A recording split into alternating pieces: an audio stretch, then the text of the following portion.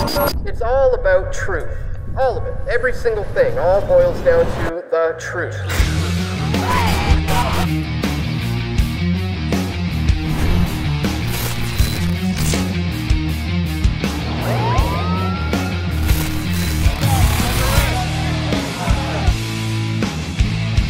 We all want truth.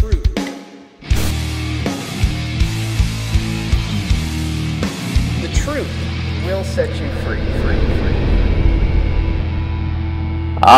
Yes, the truth will indeed set you free. That is, of course, unless you are Julian Assange. Yes, we are live. Thanks for joining us, everybody. I am Dan Dix, your host here at Press for Truth. We're going to be live for the next hour or so covering a whole lot of breaking news. Obviously, there's a lot of talk right now about the arrest of Julian Assange being hauled out of the embassy there in Ecuador. So we're going to cover that. We've got a lot of other stories we're going to cover as well. There's talks of mandatory vaccinations coming in New York. We have the asylum laws being changed in Canada. We had this other little story about this makeup company who wants to basically feminize little boys. But we're going to get into all that. But before we do, I want to bring on our East Coast correspondent, Leigh Stewart. Leigh, thank you so much for joining us here. Great to have you. Leigh, are you there? Always a pleasure, Dan, and I'm so excited to interact with the chat. Awesome. Okay, so unfortunately, your feed is frozen right now. So I'm going to I'm going to cut to the chat. We'll wait till some more people come into the chat, anyways. And Leigh, I'm going to try hanging up on you, and then we'll just call back and see if we can refresh this Skype connection. All right. So yeah, let me or you call me back. You call me back as soon as I hang up. Sounds so that good. I can answer. All right. Sorry about that, everyone. Technical difficulties, but bear with us. We're going to get Leigh back on the line as soon as we can. And yeah, we're going to get into the news. As I said, we're going to be talking about Julian Assange. This is huge breaking news today. It's not so much of a surprise for me, I suppose. You know, kind of saw this coming. But there's a lot to say about it. There she is. Okay. And do we have you? Check, check, 1 2 1 2. Are you there? Is it working? I believe we are back. Yes, we're working again. All right. So, Leigh Stewart, again, sorry for the technical difficulties, but thank you for joining us today on such a heavy news day. It is totally a heavy news day. Craziness about Julian Assange. He's setting a precedent, absolutely, for journalism and free information that should be made public. And we'll definitely get into that. I also want to say hi to the chat. Always good to interact with you. And lots of stuff to cover today. Yeah, as I said, we're going to be talking about the Assange case, obviously. There's the new laws being proposed to be changed in the asylum laws that seem to have been kind of slipped into this ominous budget bill. We're going to talk about, yeah, that company, that makeup company, and there was something else that I'm forgetting about. But either way, we're going to get to it. So if you're just tuning in now for the first time of watching one of these live shows, what we're going to be doing today is covering a couple of stories, and we'll be posting that over the next few days, because a lot of times people don't tune into these while they're live. So we post them later. So if you see us talking about something, just hang tight until that report is done, and then we will get back to the chat. Let me know if the connection's okay, guys. I seem to be getting a very low video output, and it says I'm getting a lot of buffering. It's a bad time of day here for me to be going live. I seem to get throttled around this time of day, but let me know if the connection's okay, and if so, we'll get right into it. Leigh, have you seen any? Do we have any questions yet from the chat? I haven't had a chance to look. Hi, Rika, the hopeful voluntarist. Hi. Wow, there's a lot of people. Katie, Drew, Ron, Jenna. Hello, everybody. Thank you so much for tuning in. And are you guys seeing this okay, or is it extremely choppy? Let us know in the chat. Stream keeps freezing. Went offline for a minute, somebody says. Okay, well, hopefully the connection gets a little better, because we got to bang out a lot of videos here. It was buffering before, but now all good. Okay, well, let's just continue, shall we? And we'll take our chances with the internet connection. Hopefully, it stays good. But Leigh, it's been a week since we've done our last live broadcast. How have you been? Pretty good. I'm still waiting for spring to arrive. It's literally snowed here on the East Coast briefly, and temperatures are kind of out of whack. I just don't want to wear a jacket anymore. Yeah, I hear you. We were teased with it like a week ago. I was out, doing my daily little jog, run, walk thing in shorts and t-shirt. Literally, it was nice enough to do that, and now I'm literally freezing. So we got teased, just like you did. So you're not alone.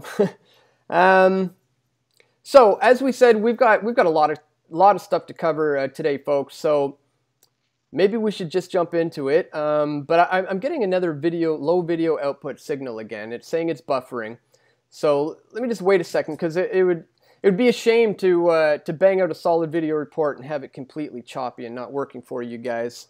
So let me know if it's still going okay. But we have a lot to cover. Obviously, one of the main things that I haven't heard a lot of people talking about is the fact that the IMF put out a loan to Ecuador less than a month ago for the tune of something like $4.2 billion. So we're going to be getting into that, because that has huge implications. That means maybe there's global actors at play here. So that's major. We're going to get into that. Okay, I seem to be, I don't get any complaints from the chat. I think seem to be okay. So bear with me for one sec, guys, and I'm going to get set up for our first video report. And then we'll just jump right into it.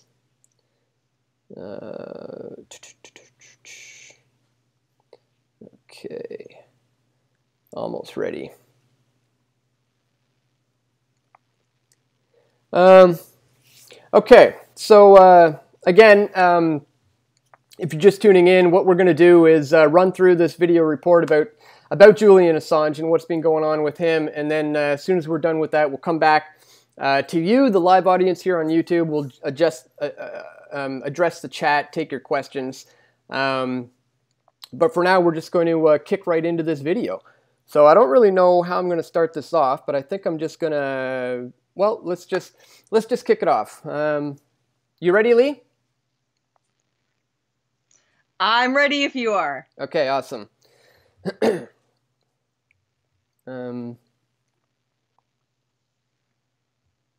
All right, let's just wing it. Breaking news today, ladies and gentlemen. Julian Assange has been arrested. This, of course, is the founder of WikiLeaks. He's been held up in the Ecuadorian embassy for the past 7 years, up until early this morning when he was forcefully removed. And he's now facing being extradited, among many other serious charges. But one thing that a lot of people aren't talking about today, and something that we're going to cover in this video, is the fact that the IMF has recently just approved $4.2 billion loan for Ecuador, get this, less than a month before the arrest of Julian Assange. And I think this has major implications. And joining us on the line right now is our East Coast correspondent, Leigh Stewart. Leigh, thank you so much for joining us today to break down this breaking news. When I first heard that he was arrested this morning, I wasn't necessarily surprised, because I kind of felt it coming, but it still did feel like a little bit of a shock, a little bit of a blow. What was your initial reaction when you heard the news that Assange was arrested today? Well, the mainstream media had been buzzing that this was going to happen for the past few days. And it comes off the coattails of Bradley Manning being held in solitary confinement for not testifying for information that had been brought forward by Sessions. And this is quite telling, because the information that has been brought out by WikiLeaks, and the fact that Julian Assange could be held in contempt or fleeing persecution for presenting the truth and presenting information that should be made public, people should be aware of the knowledge that he had been putting forward war crimes by the U.S. government. He actually put out the famous footage of the helicopter that was picking off civilians in the Iraq War. This should be made public, and I think it's a shame that it sets a precedent for journalists worldwide, and everyone should be concerned about this. Absolutely. Yeah, as I believe Edward Snowden is quoted as saying, it's indeed a dark day for the press. And it really is. Regardless of what you think about Julian Assange, the point is that information was leaked. It did show severe corruption within the American government. And that's a serious issue for them. And they're going to be clamping down not only on him, but people moving forward. It's been talked that this could be a show trial, so to speak, in the sense that he will be put on display to be made an example for other journalists out there so that they can say, look, this is what's going to happen to you if you want to venture out and be a whistleblower. You want to leak documents. You want to take that stance. This could be your fate. And they're essentially probably going to use him to shake up other journalists moving forward. Now, this one is just out from Gizmodo. Let's take a look at this. Julian Assange dragged out of Ecuadorian embassy and arrested by British police. Julian Assange has been arrested by police in London after almost 7 years in the Ecuador embassy. The WikiLeaks founder was dragged out of the embassy approximately 10:35 a.m. local time. Assange was formally charged by the Department of Justice this morning with conspiracy to commit computer intrusion for agreeing to break a password to a classified U.S. government computer. Assange did not leave of his own free will, and he could be heard shouting, "UK must resist, you can resist," as he was physically moved out of the Ecuadorian embassy by several men. The arrest was live streamed on YouTube. And we do have footage of that YouTube, so I wouldn't mind showing you that. We'll cut to a clip of that now, and just check this out. I don't know if you've seen the footage, Leigh, but here it is of Assange physically being dragged out of the embassy. Now, there's something interesting that has been noted, and we'll see if you guys notice this as well. Well, there he's already being put into the van. And when he was first dragged out, let me pull that back and play it once more. There he is. Big beard and all. Does anybody notice the thing that he has in his hand there? Did you see that, Leigh? He appears to be holding a book in his hands. What do you think that's all about? Because that's he's sending a message. Absolutely. Yeah, this is the book he was holding. It was by Gore Vidal, History of the National Security State. It includes Vidal on America, a collection of original interviews with acclaimed author Gore Vidal. Could this be Assange's way of getting out the code? You know, is there a hidden message in this? I don't know, but hopefully some internet sleuths out there will dig deep into this book. Do you think it's possible, Leigh, that maybe this is literally a message? I mean, it seems odd that he would make a note to carry this book out while he's being arrested, unless he really meant it.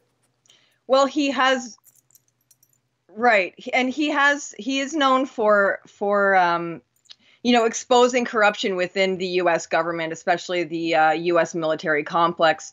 What are his crimes exactly? He is the founder of WikiLeaks, which was a place where whistleblowers could go to expose information that needed to be made public, that civilians had the right to know. And now, the government is kind of going to be using him as a martyr, like you said. And I think that we're going to see his punishment to the fullest. He's even facing death potentially in the U.S. if he is extradited. And I just want to also draw attention to the CNN correspondent, Jim Acosta, who there was outrage by mainstream media outlets when Donald Trump stripped his credentials away from him. why is there such outrage from Jim Acosta being stripped away of his journalism rights inside the White House and complete silence regarding Julian Assange? Yeah, I know. It's absolutely insane. In fact, you reminded me of this tweet that I got to show you. I just saw it from Chuck Schumer, and I almost had to wonder, is this guy being for real? It says, "Now that Julian Assange has been arrested, I hope he will soon be held accountable for his meddling in our elections on behalf of Putin and the Russian government." Is this guy serious? Does he actually think that this has anything to do with Russian interference into the election? Leigh, do you think that right now they're doing this and possibly are going to use this as a way to bring up the Mueller probe, the Mueller investigation? You know, now we're hearing that it's going to be released, but it might be redacted and yada, yada, yada. Is this a way to reinvigorate that fire and get people behind that ridiculous Russian meme again? I think, I think they are setting a precedent. They want people afraid to tell the truth. That's the bottom line. And Donald Trump turning a blind eye instead of pardoning Julian Assange is absolutely just disgusting behavior. Pretending that he doesn't know what is going on, what WikiLeaks even is, when he used WikiLeaks as a talking point in his campaign. I think you've got a few quotes, if I'm not mistaken, of Donald Trump throughout the years actually acknowledging the great work that WikiLeaks did. And now he's turning a blind eye. It's just absolutely appalling. Yeah, this was pointed out by journalist Ford Fisher. Trump back in October 10th of 2016 says, quote, "I love WikiLeaks." Just a month later, he says, quote, "This WikiLeaks is like a treasure trove." A month after that, he says, "I love reading these WikiLeaks." Fast forward to today, what does he say? "I know nothing about WikiLeaks. It's not my thing. It's not my deal in life." So Trump cannot be trusted when it comes to WikiLeaks. In fact, the whole global oligarchy cannot be trusted because of this. And I want to turn to this now. The IMF just approved a $4.2 billion loan to Ecuador, and this happened less than a month before this arrest. Let me just read from this article. The International Monetary Fund on Monday approved a $4.2 billion three-year loan for Ecuador, part of a broader aid package to help support the government's economic reform program. The Washington-based lender agreed to the terms of the financing late last month, and the final approval of the IMF board on Monday released the first installment of $652 million. So it looks like the country of Ecuador has possibly been bought off, and paid off by, external forces who are pressuring them to do so. Let's not forget the fact that they do have a new president, and a lot of people are claiming that he has a lot to do with Assange's removal as well. Have you heard of this, Leigh, the new president kind of being involved? Maybe he was forced into this. Perhaps this is kind of being pushed onto them by the IMF. What are your thoughts on Ecuador accepting this loan from the IMF just 1 month before this arrest? Seems kind of telling to me.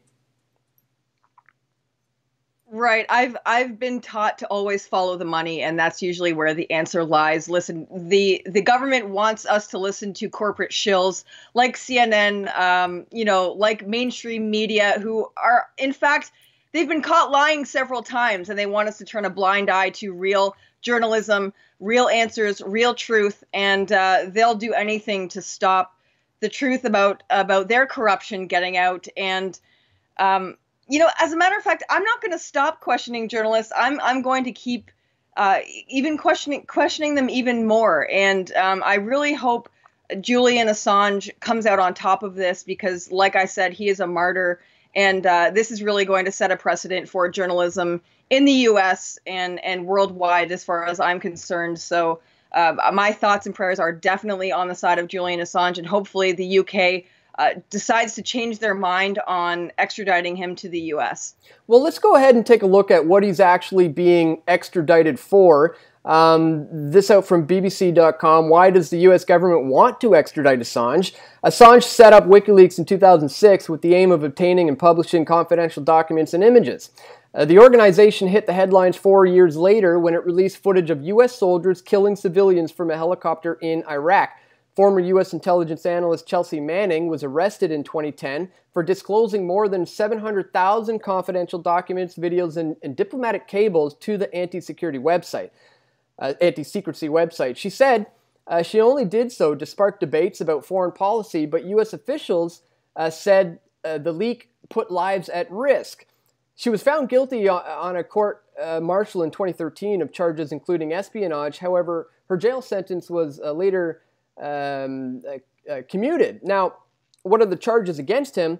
Well, the indictment against Assange issued last year in the state of Virginia alleged that he conspired in 2010 with Manning to access classified information on the Department of Defense computers, and he now faces up to 5 years in jail. So this is serious, Leigh. We're talking about 5 years in jail for, as you said at the start of this video, literally just showing the truth, giving the American people what they deserve to see, because those Iraq war logs were disgusting. And, you know, it's a heroic move. It's a very brave move to take the stance to release that when you know you're going to be ticking off one of the most biggest, powerfulest, organized mafia gangs in the world. So I got to give props to Assange for releasing the Iraq war logs.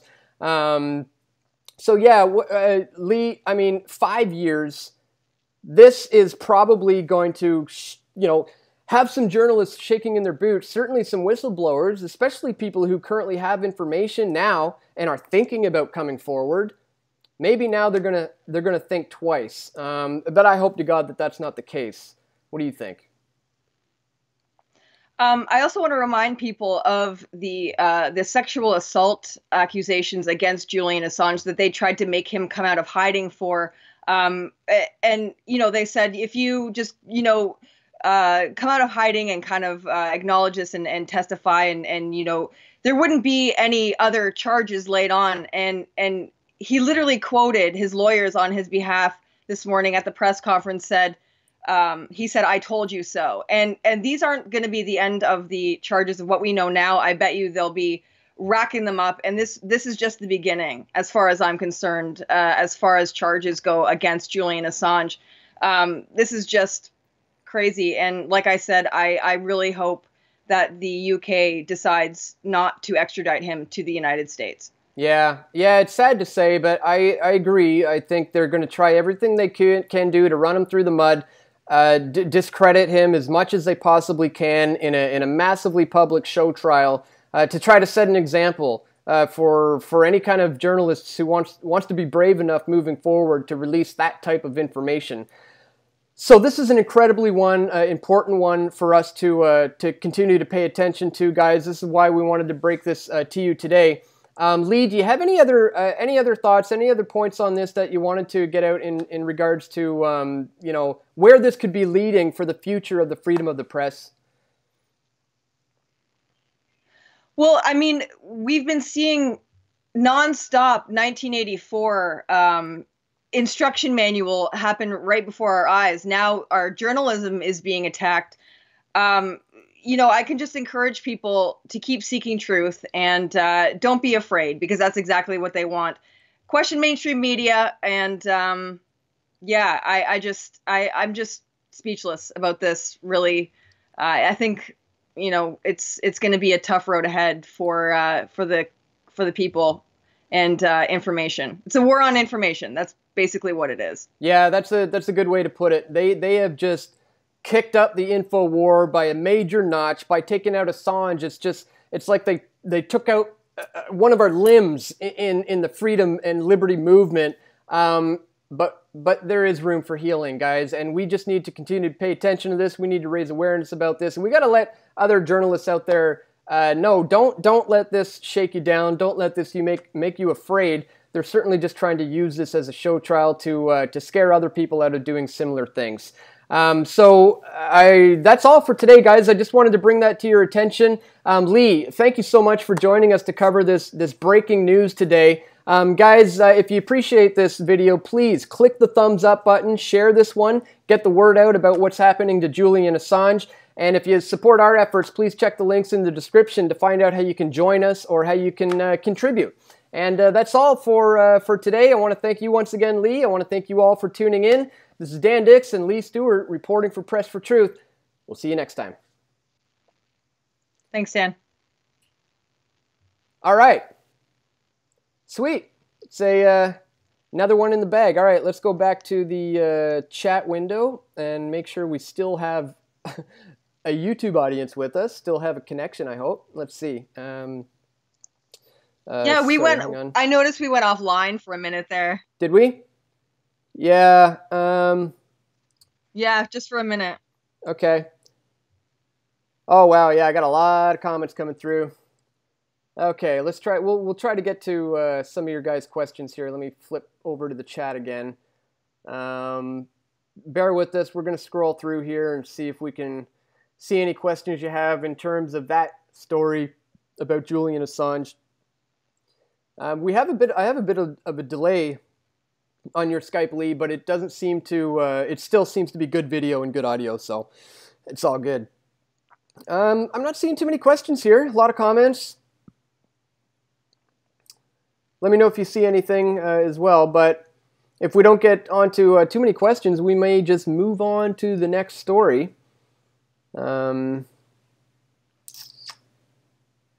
Trump is a compulsive liar, says Yolanda. All wars are banking wars, says Hap. All right, I didn't know about that IMF banking thing. That's crazy. Yeah, that's huge. I mean, it seems very telling to me. I mean, the fact that it was less than a month ago that they received that massive of a loan from the IMF seems pretty telling to me. So it says I got really bad video output. Your YouTube is not receiving enough video to maintain smooth streaming. Viewers will experience buffering. Okay, guys, hopefully, why is the stream so laggy? Somebody says, oh no. Oh, I hope this isn't too laggy for you guys. But I guess we're just going to have to... Oh no. Yeah. Hopefully the rebroadcast videos are not going to be too choppy and out of sync and everything, but we'll see. Yeah, people are saying it went offline. It's choppy. 1 frame per minute, somebody says. Hopefully it's not freezing on our faces, making like some weird, stupid face. Yeah,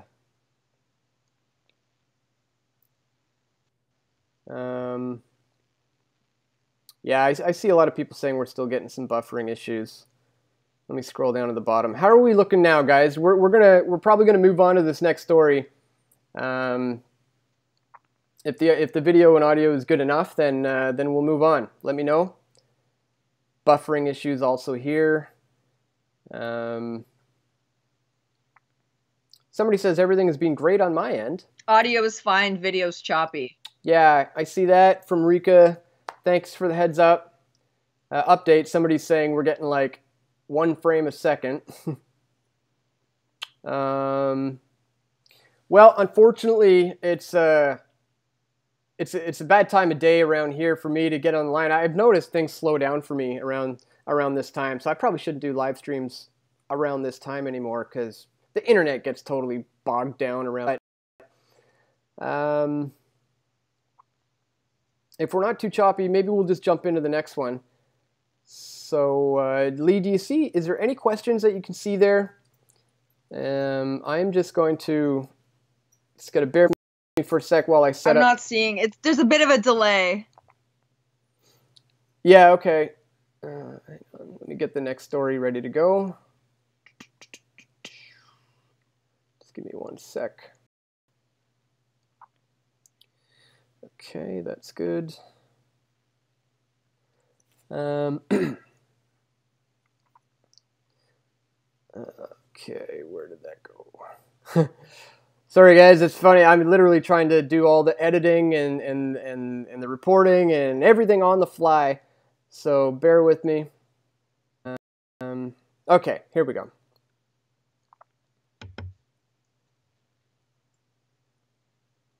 So let me get the screen ready to go, and then we'll just jump into it.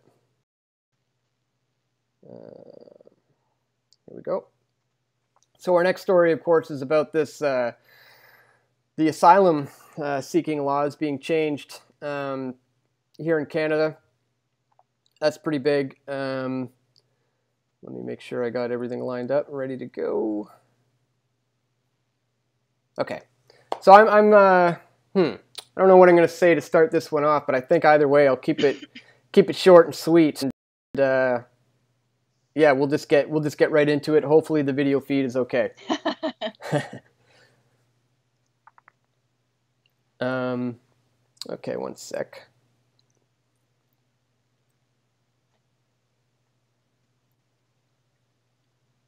All right. Here we go.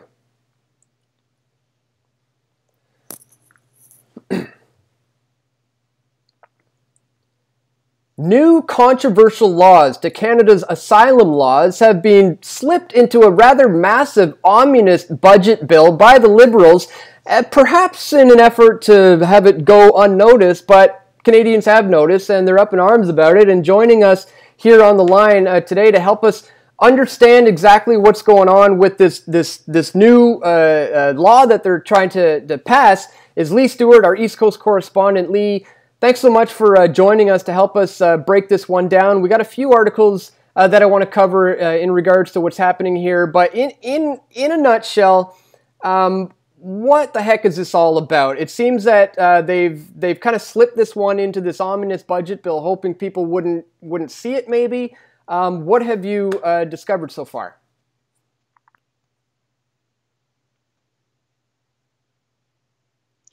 So for the loophole, Canada has an agreement with the United States where there's a loophole. And normally when an asylum seeker seeks asylum, it's in the first country that they arrive in. Let's say, for example, in Haiti, the asylum seekers that were coming over from the hurricane or the earthquake, I think it was, under the Obama administration, when Trump was elected, kicked them all out. Therefore, they were coming to Canada. But the loophole says that if you seek asylum in the U.S., you have to enter Canada illegally to be able to seek asylum in Canada. That's why we were seeing an influx of refugees or asylum seekers coming over to Canada at the makeshift border at Roxham Road and being arrested intentionally. So the Liberal government has now tabled that they are going to close that loophole. Therefore, they wouldn't be accepting asylum seekers from the UK, Australia, or the US. But I mean, with the UN Compact on Migration, who really needs this loophole? I think this is just rhetoric. We're seeing election time rhetoric from the Liberal government. And it's kind of too little too late, as far as I'm concerned. Yeah, well, according to CBC, changing Canada's asylum laws is nothing but a crass political calculation by Trudeau. It says the Liberal caucus would have had a collective aneurysm just a few months ago if a senior political opponent had talked about asylum shopping when referring to refugees who cross illegally into Canada. The implication they'd cry that those risking their lives to seek refuge in Canada or simply economic migrants and not families desperate to find a safe place to call home. Have you heard before? What on earth is asylum shopping? Are you familiar with that?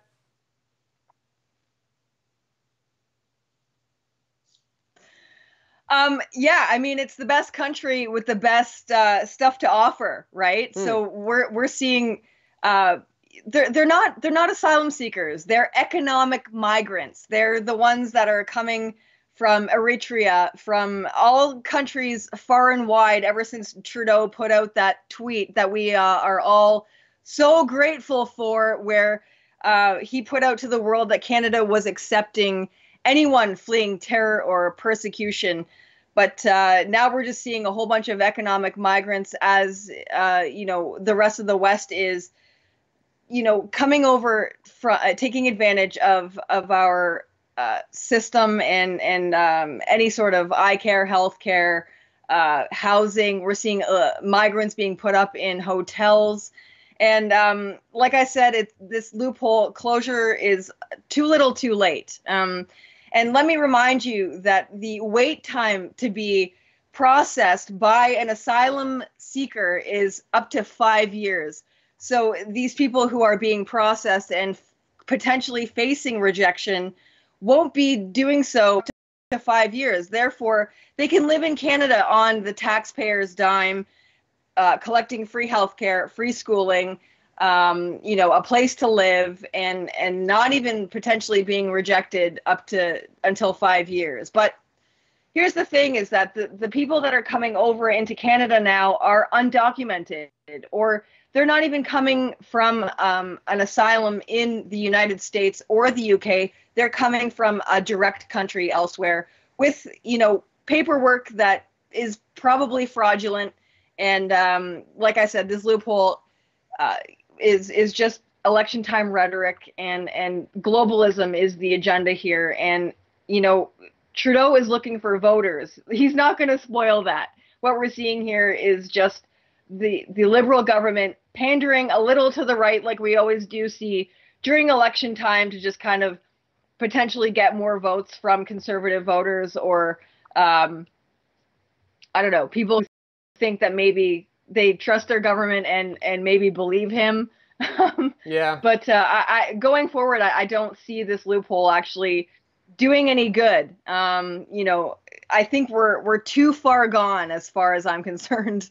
Well, as you said, Leigh, globalism is the end game here. An eventual one world government is the plan. And let's not forget the fact that Justin Trudeau has had plenty of meetings with his good friend George Soros. These guys have been working very closely behind the scenes. And as we know, Soros is now famously known for funding, left-wing radical groups, but not only that, for pushing this immigration stuff on various countries, but in Canada in particular. Now we have people calling it irregular border crossing instead of illegal border crossing. It's just ridiculous. I wanted to point you to this article from Huffington Post. It says Justin Trudeau defends controversial changes to the asylum law tucked away in the budget bill. Prime Minister Justin Trudeau is defending the controversial changes to the asylum laws included in an ominous bill tabled last week, saying the government wants to ensure Canada's refugee system is safe for everyone. Yeah, now all of it. The changes would prevent asylum seekers from making refugee claims in Canada if they've made other claims. That you've already explained all that. But it goes on down to here.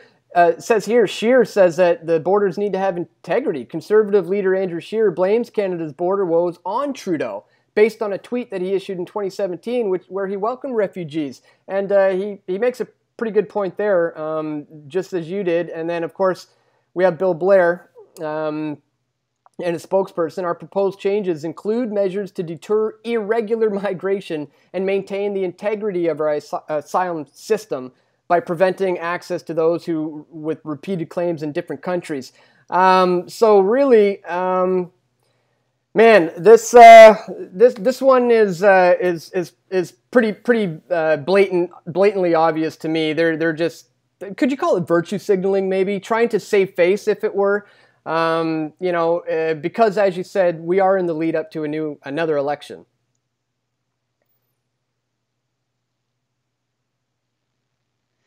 I would call it exactly that. They're trying to virtue signal, and you know what's hilarious is that we have been talking about this for years, and we were called racist for even addressing or even talking about this problem at Roxham Road.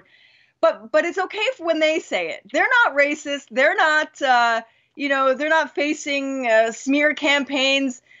when they say there's a problem, is then there is a problem. When in fact this is all Trudeau's doing. Let's not forget he was the one that ignored this problem. I even brought this up at the town hall that I yelled at him at Brock University just recently, yelling at him about the Roxham Road border issue that he didn't even want to address, and now all of a sudden he's wanting to address it. I find it absolutely hilarious and just a talking point for the elections. And he would never jeopardize potential voters coming into this country for the closure of a loophole. The UN Compact on Migration is going to save his face here. Yeah, absolutely. And I think that what this really boils down to, and what the bottom line I think we need to leave people with today, is that more government involvement just always makes things worse and worse and worse. We don't need any more bills. We don't need any more regulation. What we should be moving towards, in my opinion, is supporting the private sector when it comes to sponsorship and refugee programs. I know there's a lot of faith-based churches out there, a lot of private individuals who have, ponied up their own money through charities and donations, and they make sure that these people are properly brought into our society and assimilated into our culture. That's how it should be done. Let's face it, there are people out there who do need to flee, countries that are terrible, but it has to be done in the right way. And I think the private sector is something that we should look at moving forward. And for me, less government is definitely the answer. Yeah, I would just say don't believe Justin Trudeau's rhetoric, and don't trust a word he says, because he is known to lie. So don't trust him. Yeah. Do not trust what he says. Yeah, well said. I think it should be safe to say by now that he absolutely cannot be trusted. I think a lot of people are probably disillusioned right now with him, but we told you so. We warned you, and you didn't listen, people. You didn't listen. But here we are. Anyways, just wanted to bring that news to your attention today, folks. Again, it's a big virtual signaling attempt to make it look like they're now doing the right thing. Don't buy it. Don't get caught up in the hype. It's a bunch of ridiculous nonsense, and we really need to look at the private sector moving forward. So that's it for this one, folks. I want to thank you for tuning in. Be sure to click the thumbs up button and share this video so we can help defeat YouTube's algorithms that want to stop this type of info from being seen. And I want to thank you, Leigh, our East Coast correspondent, for joining us today. And everyone else, thank you so much for watching. This is Dan Dix and Leigh Stewart from Press for Truth. Stay tuned. We're going to have more video reports coming soon. We'll be back next time. All right. We'll be Thanks, back. Dan. Oh, yeah, we have a massive delay, by the way, so I got to keep remembering that. We'll be back next time. I don't know why I said that. I never say that to close it out. Anyways, whatever. That's what happens when you go live. All right, let's go back to the chat, see if we still have people over there. Let me pull it up over here. So, guys, how was the feed? Please tell us it wasn't too choppy, too laggy, cutting in and out. I hope that we managed to get through that one okay. And let us know if you have any questions in regards to any of the points that we brought up. But, yeah, hopefully, I'm still getting the same thing saying with very poor video output, viewers are going to experience buffering. But whatever, we're going to just keep plugging through and hopefully it works out. I've got my fingers crossed. Do you see any questions yet, Leigh? I'm scrolling through. Haven't seen any yet.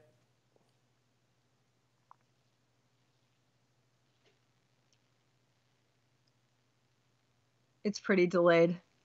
Yeah, it's a long delay. When I ask you a question, your answer comes in like 20 seconds, maybe 10 seconds later. Really delayed. It's going to make for interesting video playback later, but whatever. All right, thank you so much. What? Stream complete. Stream resumed. Okay, I don't know what just happened there. It looks like we got cut off. We have a super chat in from David Morgan from the Morgan Report. Thank you so much for the super chat. Very, very greatly appreciated. If you guys are not aware of David Morgan and his fantastic work, definitely check him out, the Morgan Report. Awesome to have you. Awesome to have you here in the chat. Sorry I missed you in Anarchapulco. I know you were just there for one day. Unfortunately, I missed you. But again, thank you so much for the super chat. Much greatly appreciated. Anyone have any other questions out there before we move on to the next story? Hopefully you guys will be able to see it and it's not too choppy. Rob says, we can hear you, Dan.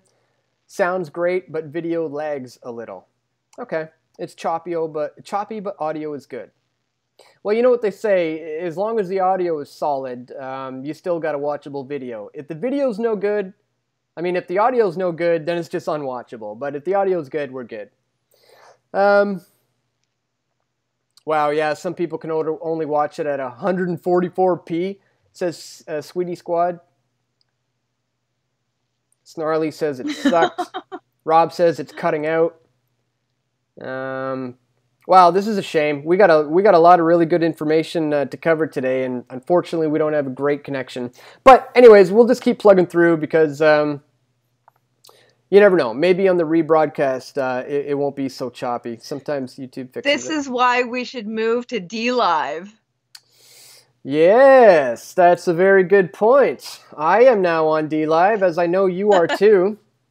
I follow you, you follow me. Guys, if you're not on DLive, get on there. Me and Leigh are going to start doing some live streaming over at DLive soon. Pretty cool. Decentralized is what it stands for. Decentralized live sharing platform. PewDiePie just joined, so that's a pretty huge news. So yeah, we're gonna get over there as well. Rika says YouTube's messing with us. Came in late, says Morgan, the feed was looking good, video looked good. See you at the Red Pill. Yes, I will definitely see you, Morgan, at the Red Pill Expo. I'll be speaking there June 7th to 9th, I believe, are the dates. All right, well, Leigh, shall we jump into our third story for the day?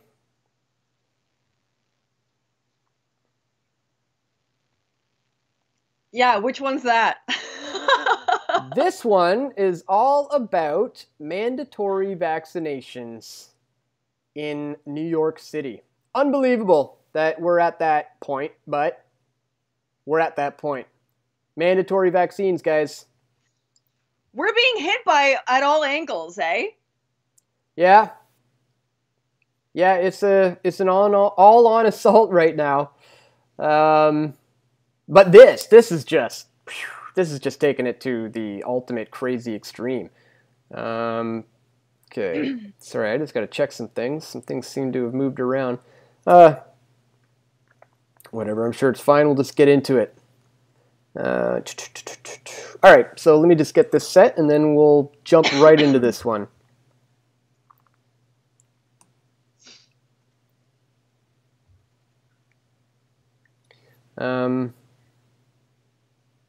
Okay.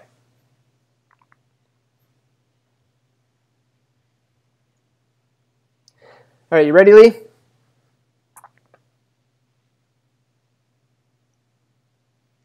Ready. Half hour later. Okay, that's all right. We'll work delay. Okay. Here we go.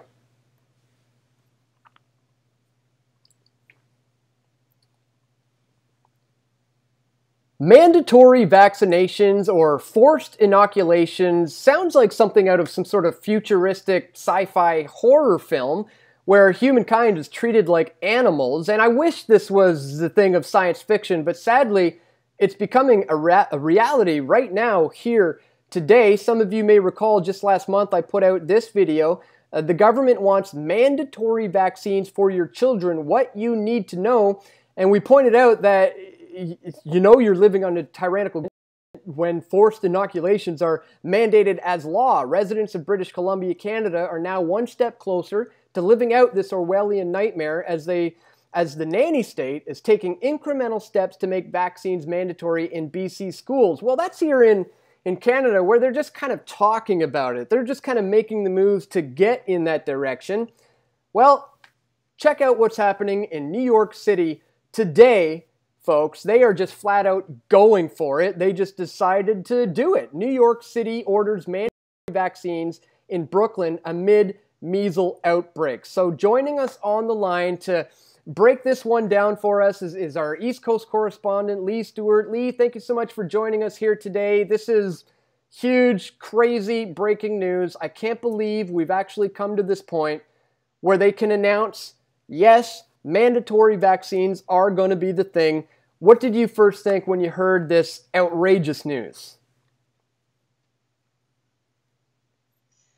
I thought it was quite a coincidence that they've been scrubbing anti-vaxxer information from YouTube, from social media. They've been digitally book burning any information about anti-vaccines. And then this comes on the coattails where they're forcing vaccines on people. I mean, this should not be a decision by the government. This should be a decision by the individual. And to force vaccines on people, I mean, this is just, like you said, Orwellian. And this is the stuff that we read in 1984. I mean, the fact that the government, New York State specifically, and New York City, that they want to force vaccines, and they also just legalized full-term abortions. I mean, this is just outrageous. And I do know that a lot of religious backgrounds are fighting back against this, and I hope that they are, in fact, successful.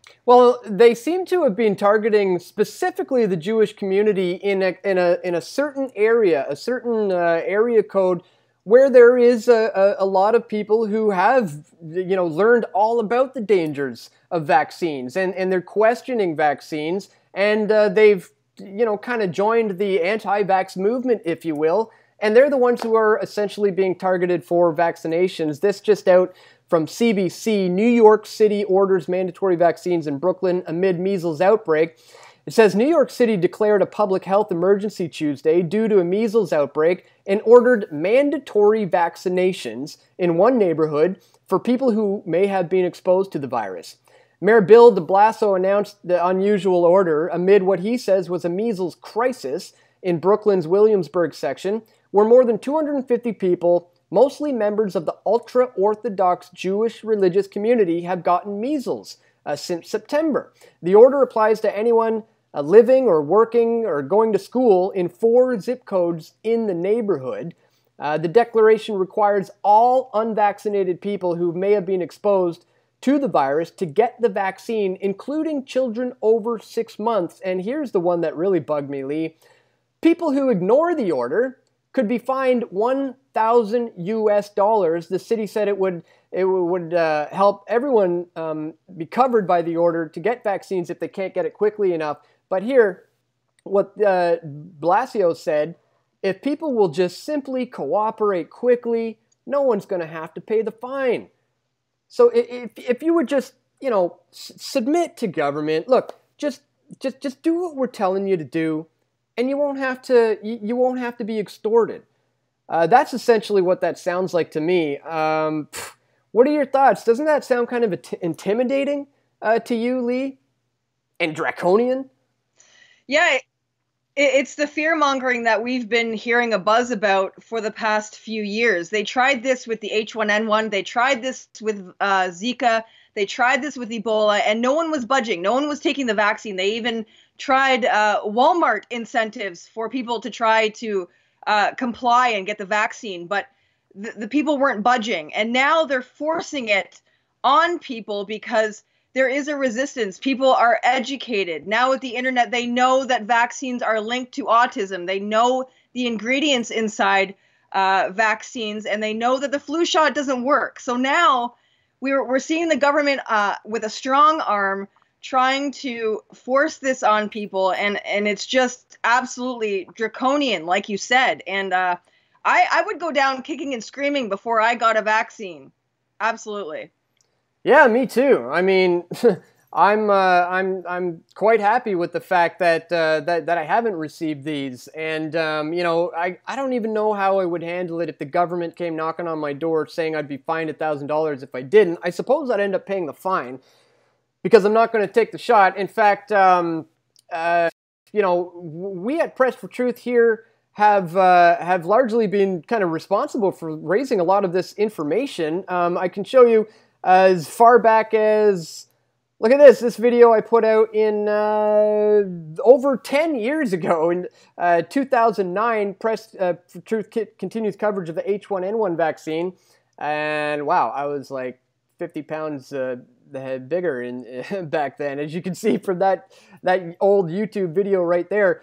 But the point is, we've been exposing this for over 10 years, and I think it's safe to say that we're kind of winning the vaccine debate. I mean, there was also this that came out. There was this vaccine campaign that was exposed. There was this girl who went on Facebook. She said her kid contacted the measles because of another kid who didn't have vaccines. And I exposed the fact that this lady was working for Big Pharma, and it was all coming down from Big Pharma. So really, this has been a part of the agenda for quite some time, and you know, now that people are just not accepting it, they're taking the drastic measures of literally just forcing it onto people. I don't want to see this set a precedent, obviously, but considering the hysteria and the hype and you know, the brainwashing surrounding this issue, do you think, and God forbid, that this might pick up some traction and some other towns other than New York might want to get involved and do the same thing? It could, and this is what I feared about the full-term abortions as well, is that other states would follow, and God forbid this comes to Canada, because as religious people reject this, you used to be able to opt out of having a vaccine when children were, going to these indoctrination camps called school. I don't think that this should be forced on by government. I think this should be an individual choice, like I said.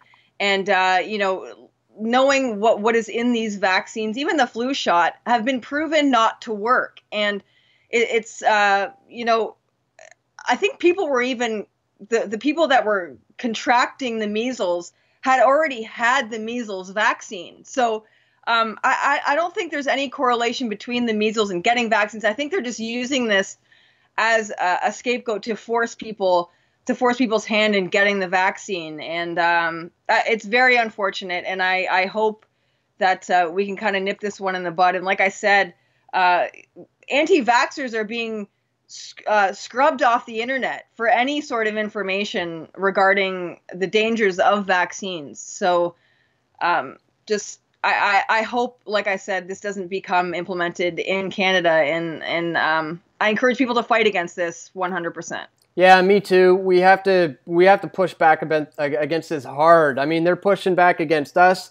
As you said, the information is being highly suppressed. If you are interested in vaccine information, if you want to learn about the risks and learn more about vaccine injury, they're trying to remove those searches from the internet. They're trying to make it so that you cannot access that information.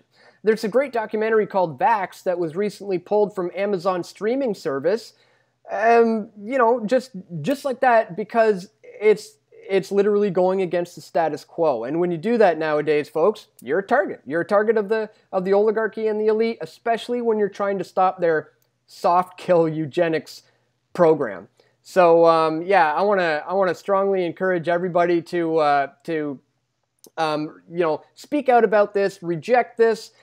If this does come to your town, do what you got to do. Hold town hall meetings, get people together and let them know that this is not acceptable. This isn't 1984. This isn't some Orwellian nightmare where you are being forced by the government, forced inoculations by the government. It's just pure insanity, and I can't believe we've come to this point today, but here we are.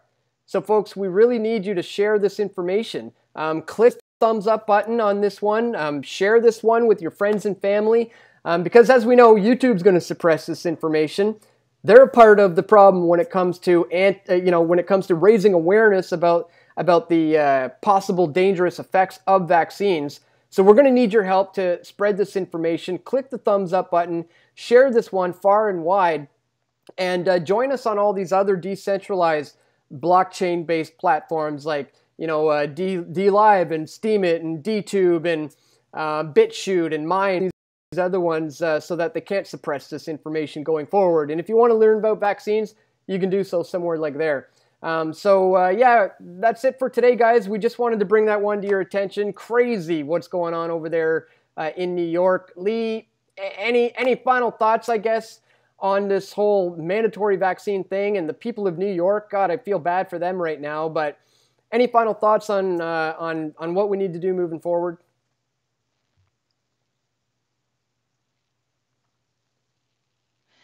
We are in an information war, and they are striking us hard. They're striking us down hard. And what I would suggest is not only taking this information online, but it's time to get back to grassroots. Start hitting boots to the ground and spreading this information in your communities. Get out there in the physical form, the information, pass this on to your friends and relatives. And like I said, grassroots, let's get this back into the physical form and not just leave this to online. And don't be afraid to speak out.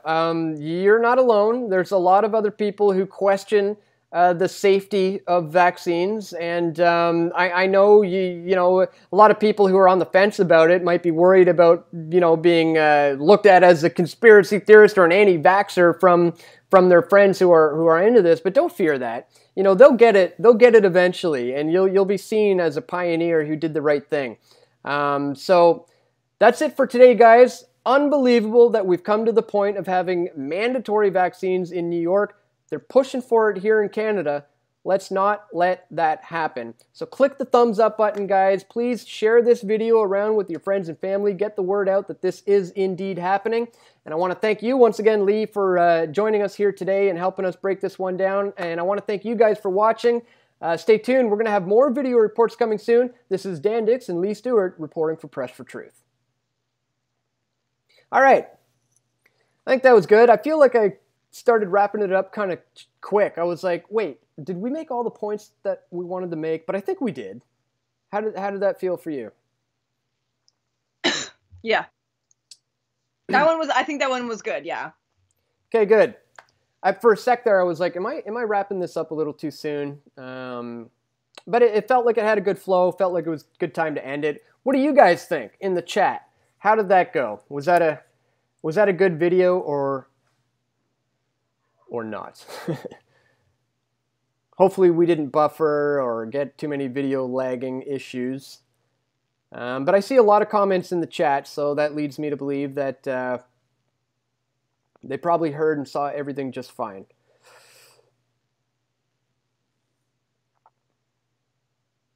I'm not seeing too many questions here. Guys, if you have any questions, let us know.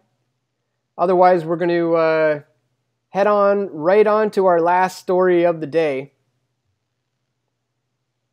Unfortunately, all these delays and lag issues. This one's a doozy. Yes. Yeah, we got a doozy coming up.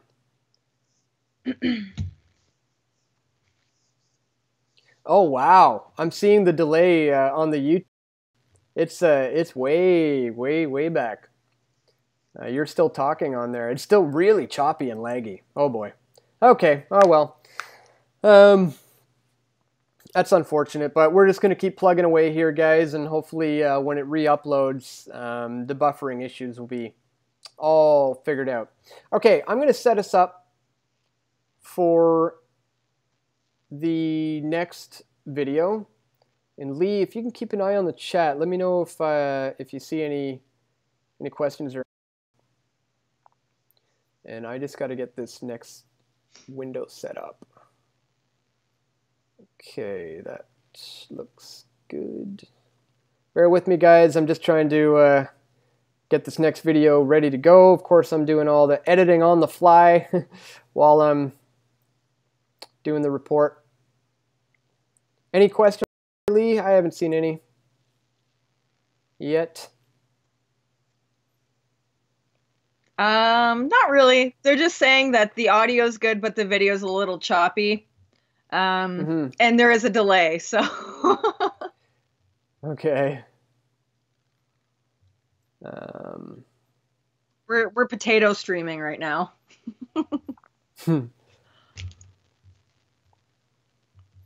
Okay. I think I'm ready to go. Let me just pull this up. Okay, switch. We're going to start with that. All right. Bear with me, guys, 1 sec, and then we'll jump right into our final word of the day.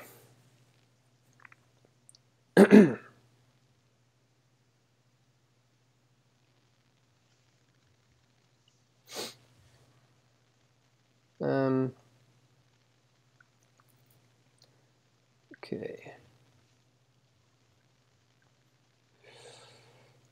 All right.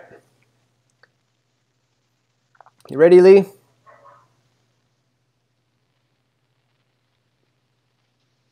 Yep. Okay. Here we go.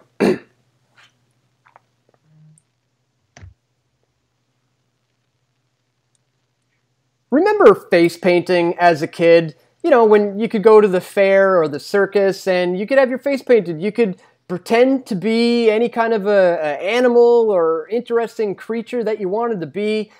It was a fun time. It was good. It was wholesome. Well, fast forward to 2019, and the idea of face painting for kids has taken on a whole new meaning. We now have cosmetic companies out there encouraging young boys to express their identity and their gender, like this company here, Sephora, who is recently been promoting young boys wearing makeup to express their gender identity. And joining me on the line to help us break down this troubling story is our East Coast correspondent, Leigh Stewart. Leigh, thank you so much for joining us here today. Not really the pleasantest topic to be talking about today, but albeit very important one at that.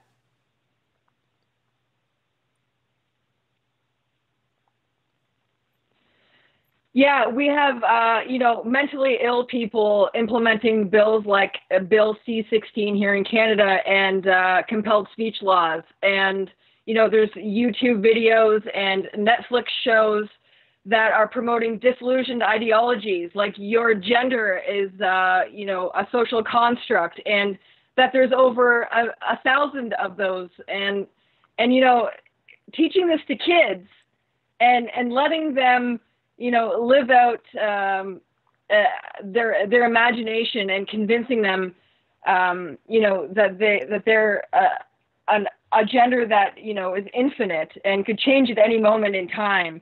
And the fact that corporations are getting behind this is just absolutely appalling. And I remember back in the day when I was a child running around in the backyard, my parents didn't convince me that I was a horse. They would let me just run around. They knew it was a phase and that I would kind of, snap out of it. I dress up as like you said, a circus ringleader or whatever it may be. This is just very difficult to talk about. And the fact that it's being promoted to kids is just kind of crazy. Most girls go through tomboy phases. I mean, that's just a kind of a natural part of young adolescent life for a young girl. A lot of them go through that phase, but it's just that, a phase, and they grow out of it. What they don't need to do is to be encouraged at that point to take hormone boosters and testosterone injections and think about having puberty blockers and maybe even contemplate surgery down the road. No, all this stuff does not need to be pumped into their heads at such a young age. It's absolutely ridiculous. Now, let me show you the company in question and the kid. This is the company, Sephora, and there's a video that was recently released that I'll play for you here. Let me pull it up, get the volume going, and just check this out. This will explain a little bit about what this is all about.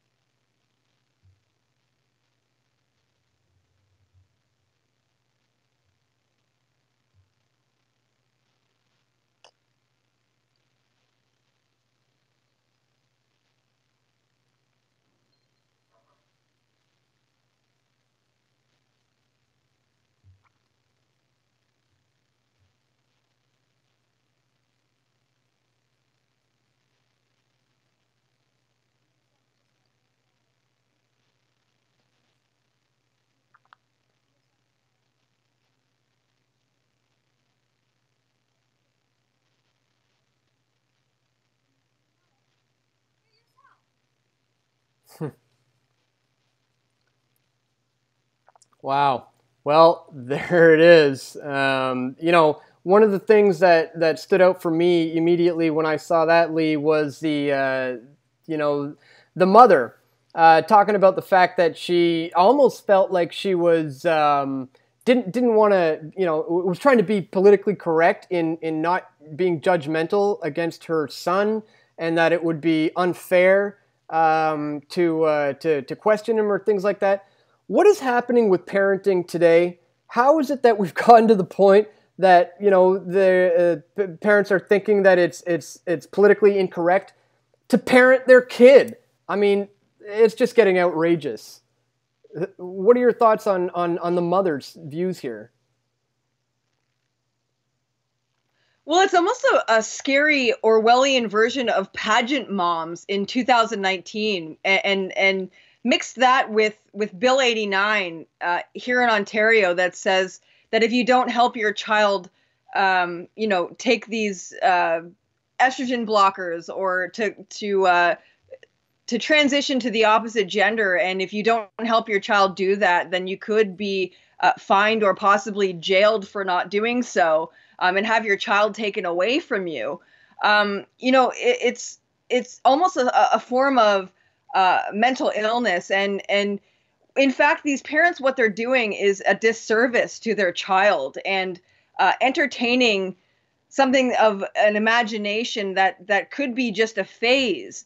And the fact that compelled speech laws go hand in hand with this, as well as social conditioning. I mean, we're seeing things like Desmond is Amazing being applauded on stage on talk shows. I mean, the list is way too long, and what it is actually mental abuse, and it's something that it hits close to home for me, because I have nephews and stuff like that I would not even imagine putting them in such a light where they're potentially in danger, and this sort of thing needs to be stopped as far as I'm concerned. And I wish that these parents, would snap out of it and seek information about what they're actually doing and the dangers that they're doing to their impressionable minds of their child. Yeah, it's really, really sad. In fact, I was at a Vancouver it was like a pride parade rally thing.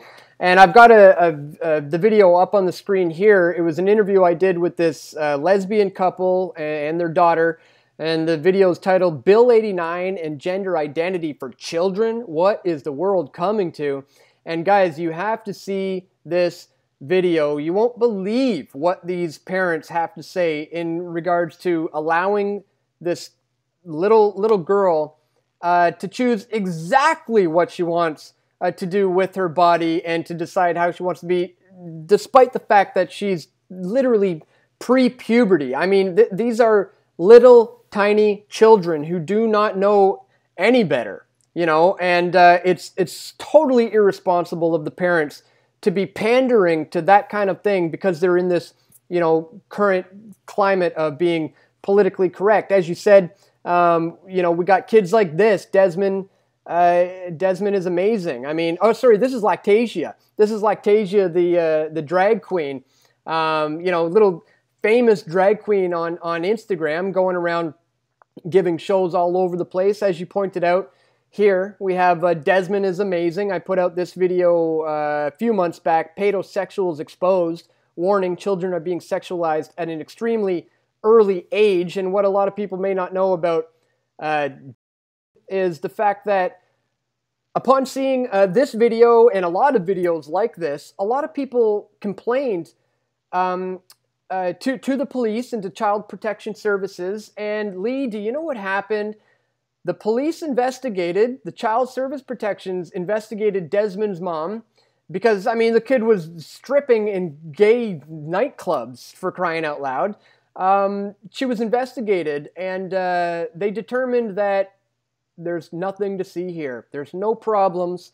The police and the Child Protection Service agencies decided that Desmond's mom is not doing anything wrong. In fact, she's being an outstanding parent. What do you think about their findings that There's nothing wrong with allowing 11-year-old boy to strip in a gay club.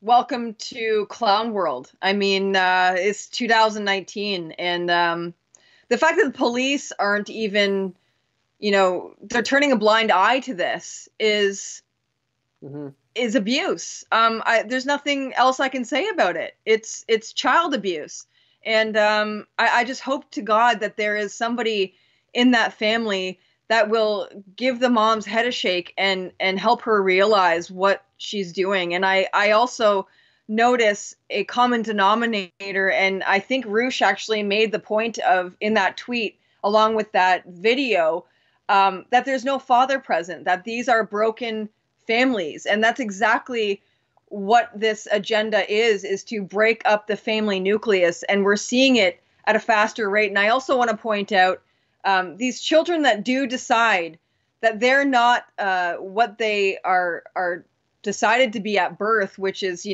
a doctor is looking at their, their genitalia and determining what gender they are, that it's not a social construct.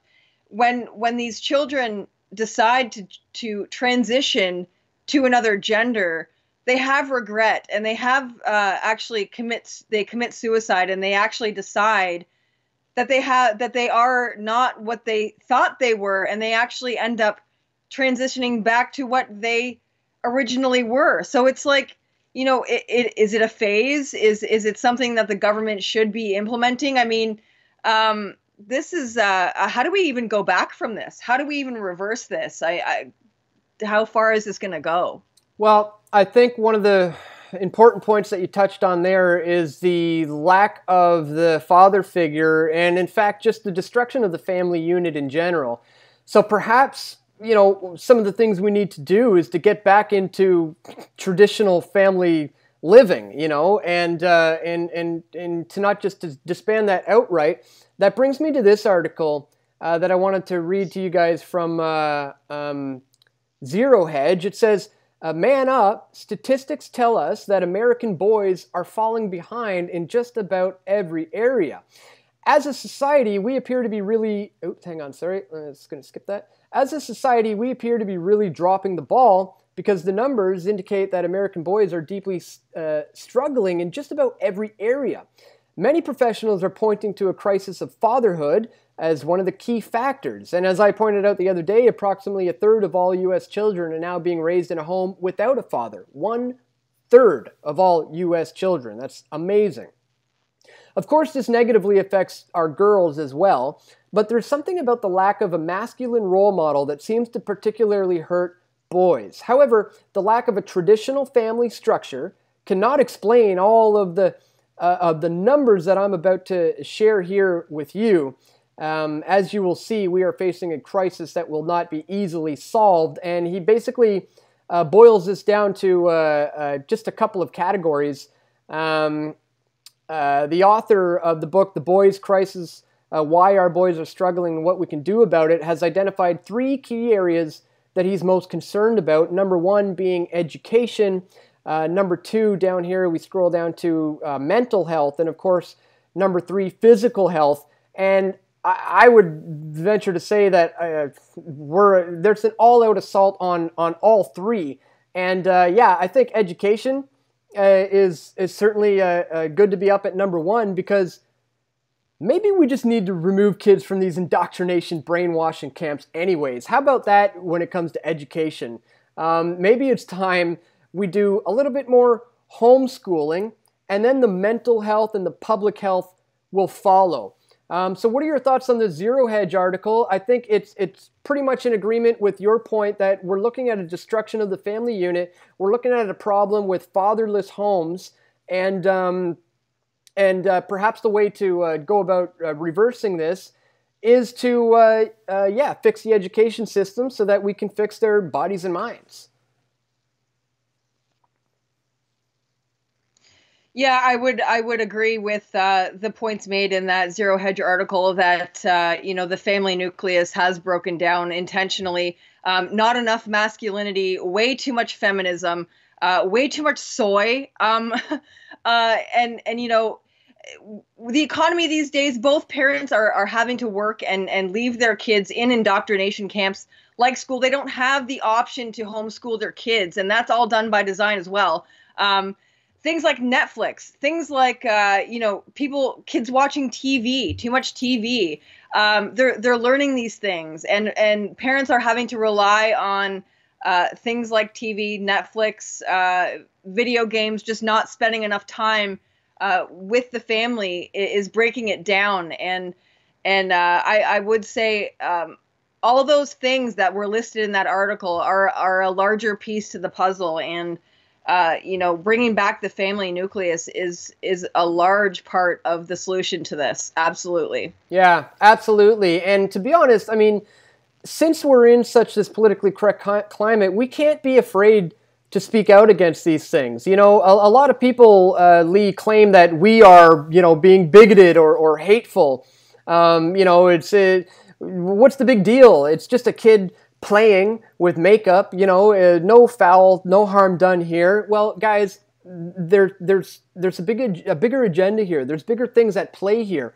And there's actually an incremental move that I've been witnessing for well over 10 years now, and I'm seeing where it's going. And we're just simply pointing out all the little areas where we can effectively nip it in the bud, because it's important to do as we see our society is completely falling apart. You know, our feminist prime minister is just ruining this country with transgender rights and his abortion laws. It's just getting beyond ridiculous. And if we don't, you know, speak out against these little incremental moves, it's just going to continue to snowball and get way out of control to the point of no return. So I don't want to get there. I know you guys don't want to get there. So please help us move away from there. Leigh, any final thoughts before we close it up about, you know, this? I mean, you got Lactasia, you got Desmond is amazing. Now you have Instagram models donning makeup, you know, to try to influence people to identify as their own gender. Any words of advice moving forward for what people need to think about here in terms of this ridiculousness?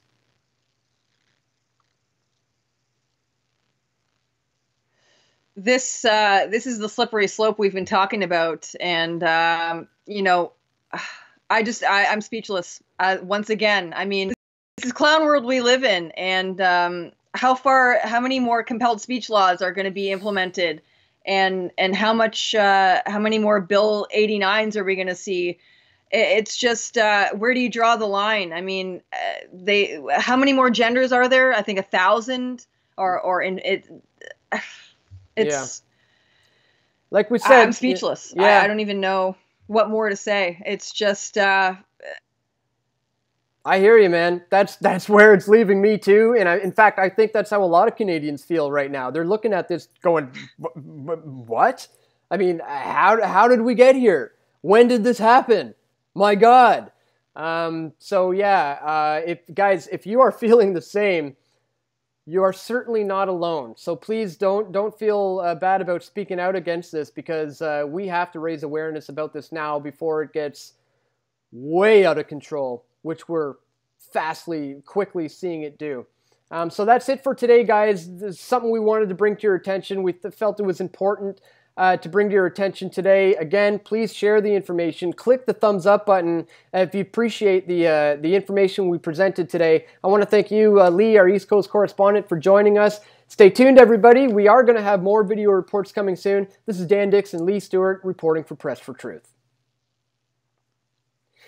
All right. Last one. Done. Sorry to put you on the spot a bunch of times there. It's just like, yeah, tell us more and tell us more. Now tell us more. No, it's okay. And the delay too. It's so frustrating. Oh my God, I know. We're going to watch this back and it's going to be all delayed and choppy. And actually your audio was all bad. Right in the beginning, it was all crackly and terrible. Yeah. And then it got fine again. So Yeah, we'll see. Anyways, we managed to somehow pull off doing 4 more video reports today. Julian Assange, asylum-seeking laws, mandatory vaccines, little boys putting on makeup to identify as their gender of choice. Quite the week, guys. Let us know if you have any questions. Honestly, did you ever think that you would be talking about this? No. If you could have said this to me 5, maybe 10 years ago, I would have been like, yeah, maybe in 60 years. I mean, but yeah, things are escalating so quick. It's unbelievable. All right. We haven't been paying too much close attention to the chat because we've been so busy producing our video reports here. So I'm going to quickly just scan through and see if we have any. People are still saying the video is choppy, but you know what? As long as the information is solid, which I believe it was, then I'm happy. And I'm not seeing too many other chats or questions or super chats. Wink, wink, nudge, nudge. But we've been going for about an hour and a half now, so if we don't see any questions here, we might move on. Yeah, I'm not seeing any questions. A lot of great comments, though. Thank you guys all for tuning in. If you like, let us know if you like this format. Going live, doing video reports live on the fly. You get to see me and Leigh fumble around doing a video report.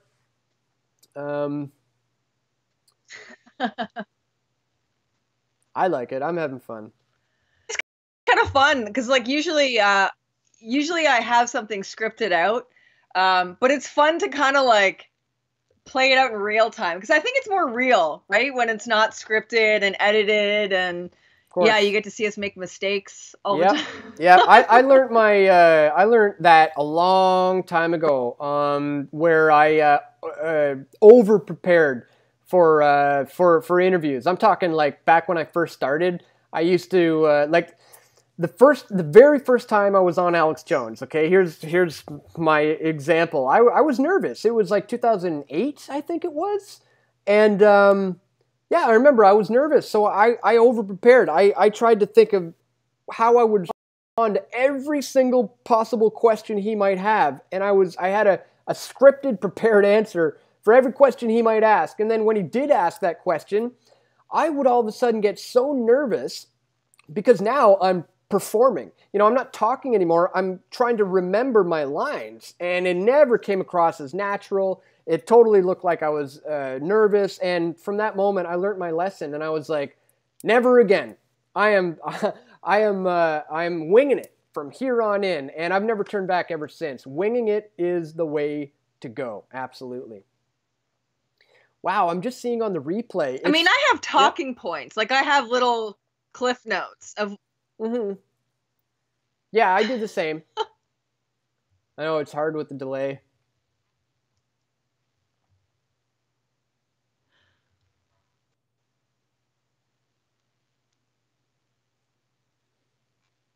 But yeah, I do the same.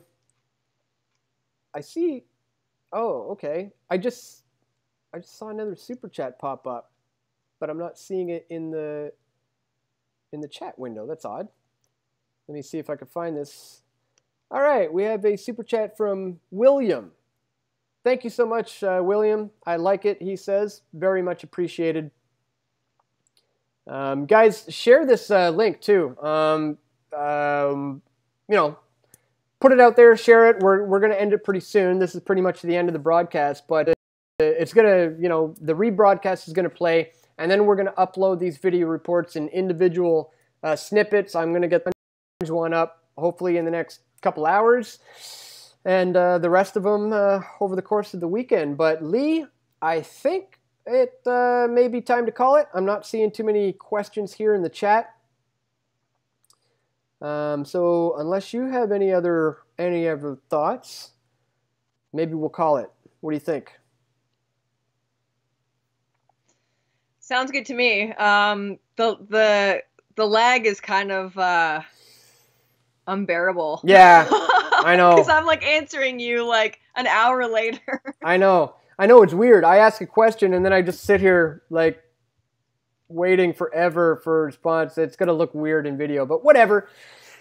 We have to deal with what we have to deal with. That's the life of an independent media outlet, guys. We don't have the major funding. We don't have the huge backing that the MSM gets.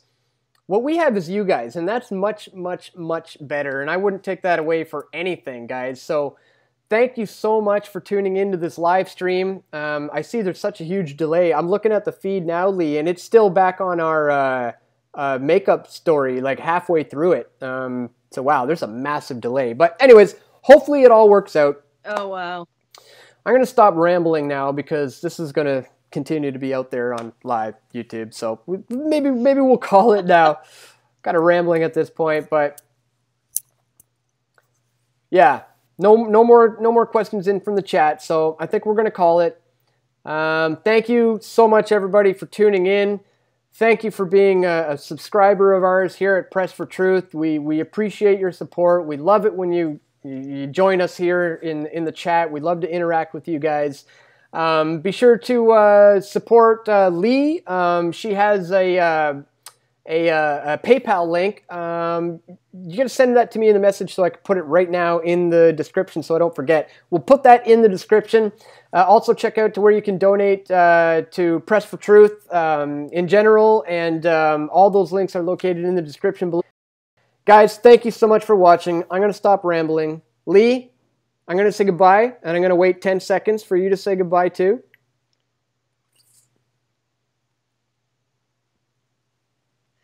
Thanks, everybody. So nice to interact with you guys, as always. And Dan, thank you so much for having me on. It's always a blast.